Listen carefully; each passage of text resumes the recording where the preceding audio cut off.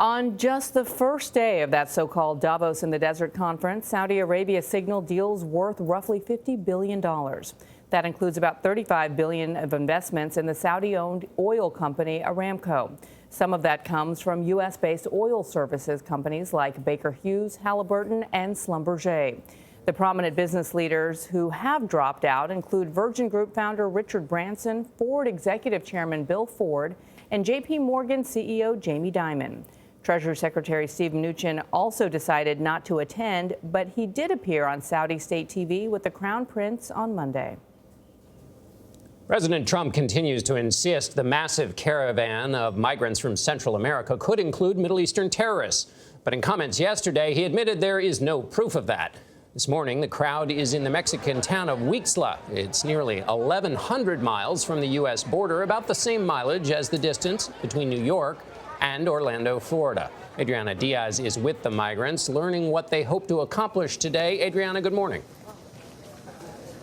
Good morning. The migrants are already on the move this morning, and they have a 10-hour trek ahead of them.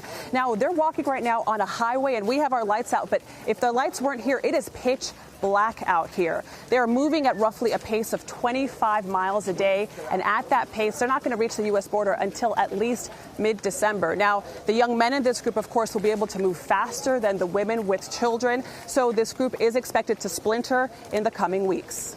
Adriana, what's going to happen in mid-December when 7,000 people arrive at the U.S. border? Well, the Trump administration hasn't announced how it's going to deal with all of these people at the border, but very few will be able to actually be granted asylum because fleeing poverty isn't a qualifying condition for asylum. So these people don't know what they're expecting, but they feel that there will be some kind of divine intervention, some people have told us, that will allow them to reach the U.S., even though they are well aware that the president and the administration doesn't want them entering. And Adriana, I'm fascinated by how they start and stop. Who's organizing these 7,000 people, and how do they know when to stop and start again?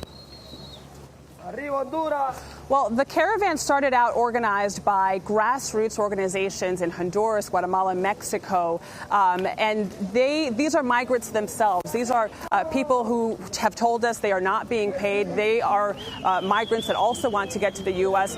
One is Pueblos Sin Fronteras, which is people without borders, and they are in this group. They're spread out, and they communicate with each other. These organizations, they make decisions amongst the leadership, and they distribute that information via loudspeakers that we've seen in squares saying, tomorrow, we're going to leave at 5 a.m. in the morning. So that's how the information is getting out, and that's how this is being organized. Right, Adriana Diaz for us in Huixtla. Thanks so much, Adriana.